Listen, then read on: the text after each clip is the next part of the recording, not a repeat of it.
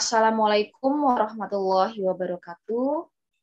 Di sini kami kelompok materi ke-13, yaitu membahas tentang pendekatan dekonstruksi dalam sastra anak.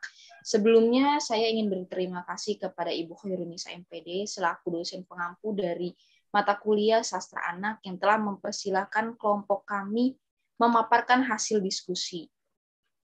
Di sini kami akan menjelaskan pendekatan dekonstruksi dalam sastra anak. Slide selanjutnya.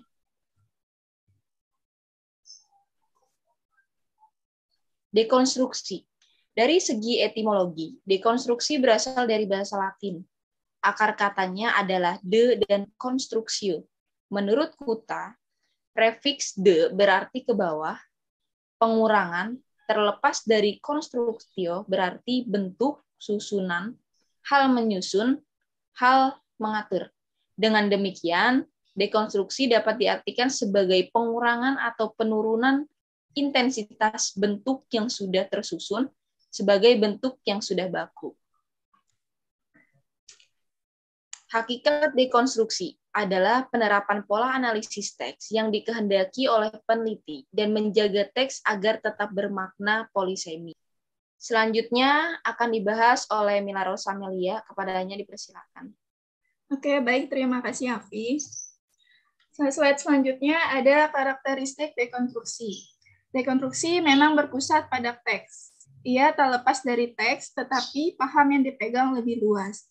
Teks tak dibatasi maknanya, bahkan dekonstruksi juga menolak struktur lama yang tak lazim.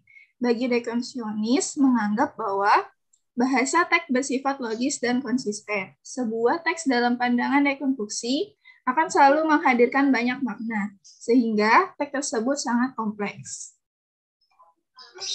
Pembahasan selanjutnya yaitu ada prinsip dekonstruksi.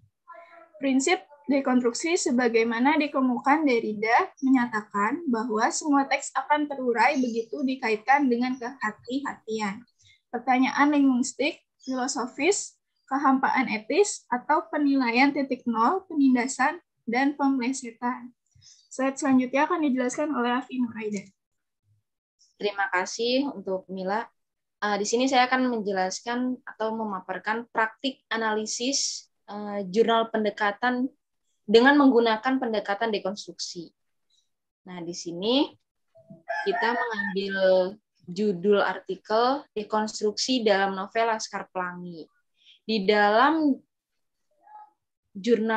artikel jurnal ini mendekonstruksi sosok pahlawan. Nah, dalam menggunakan pendekatan dekonstruksi, pembacaan bisa dimulai dari mana saja, tidak ada keharusan memulainya dari awal. Nah, di sini ada teks suatu tokoh yang terlahir dalam keadaan apapun. Nah, setiap anak itu berpotensi untuk berguna bagi dirinya dan orang lain. Nah, tokoh di sini adalah Harun, salah seorang tokoh minor yang kehadirannya tak banyak memukau dalam novel Laskar Pelangi, seperti yang digambarkan teks tersebut nih. Ada contoh kutipan, kami serentak menoleh dan di kejauhan tampak seorang pria kurus tinggi berjalan terseok-seok. Pakaian dan sisiran rambutnya sangat rapi. Ia berkemeja lengan panjang putih yang dimasukkan ke dalam kaki. Nah, kaki dan langkahnya membentuk huruf X, sehingga jika berjalan seluruh tubuhnya bergoyang-goyang. Seorang wanita gemuk, setengah baya, berseri-seri susah payah memeganginya. Pria itu adalah tokoh Harun, pria jenaka sahabat kami semua yang sudah berusia 15 tahun dan agak terbelakang mentalnya. Ia sangat gembira dan berjalan cepat setengah berlari tidak sabar menghampiri kami. Ia tak menghiraukan ibunya yang tercepuk-cepuk kewalahan menggandengnya. Nah, tampil sebagai sebagai pahlawan bagi kesembilan kawannya yang lain. Seorang tokoh Harun ini adalah anak keterbelakangan mental yang menjadi penyelamat bagi kelanjutan sekolah dasar Muhammadiyah, penghapus kepedihan dan mimpi buruk tak mampu bersekolah, dan penguat keputusasaan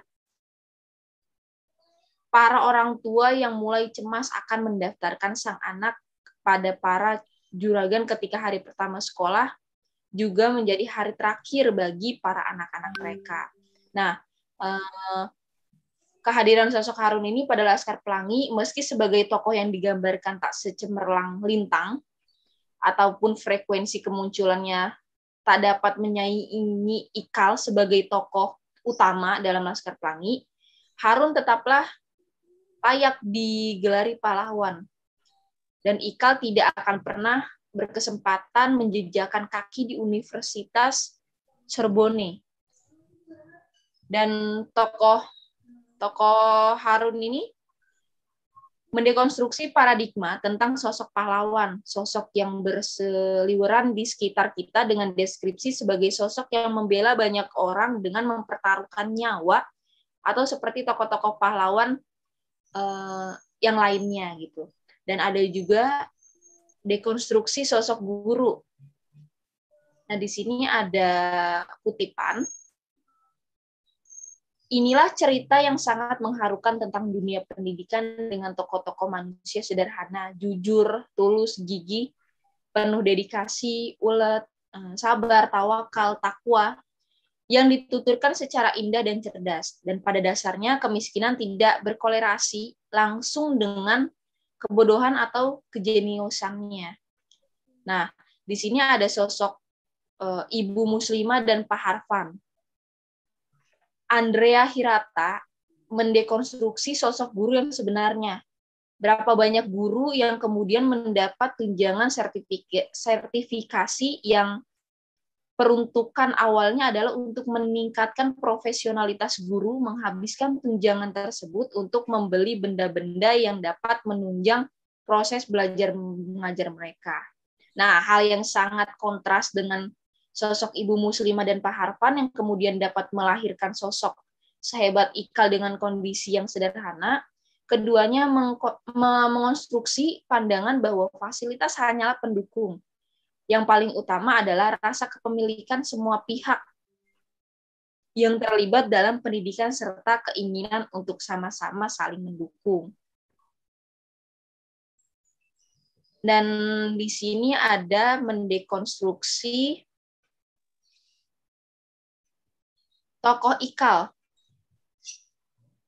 Tokoh Ikal ini ada kutipan, saya telah lama menunggu ada proposal riset semacam ini. Ternyata datang dari seorang pegawai kantor pos. Kemana kau pergi selama ini anak muda? Gitu kan.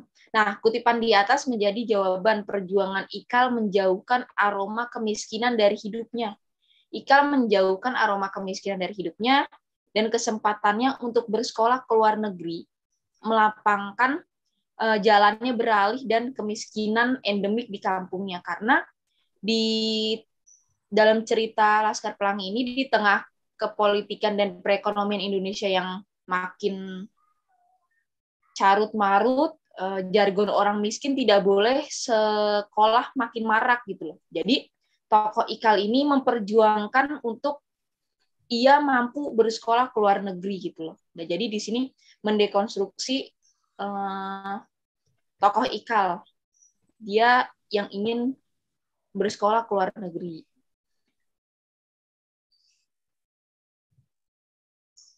Dan itu saja praktik analisis yang bisa kita sampaikan.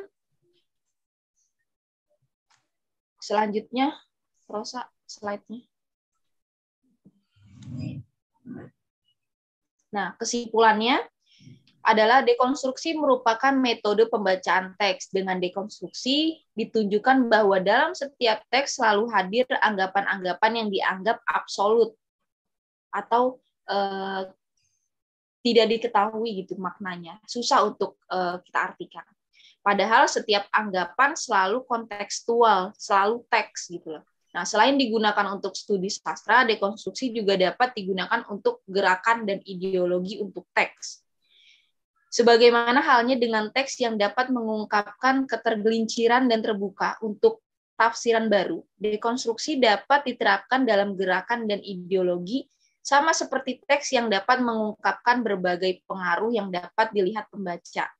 Wacana dapat digunakan oleh tiap kelompok ideologi. Nah, prinsip dekonstruksi sebagaimana dikemukakan oleh seorang tokoh, yaitu Derrida, menyatakan bahwa semua teks akan terurai begitu dikaitkan dengan kehati-hatian pertanyaan linguistik, filosofis, kehampaan etis, atau penelitian, titik nol, penindasan, dan pemelesetan. Nah, dan menurut Derrida, semua teks mendekonstruksi diri mereka sendiri dengan melibatkan secara otomatis dalam tindakan literer, penilaian, penindasan, dan pemelesetan. Lanjutnya.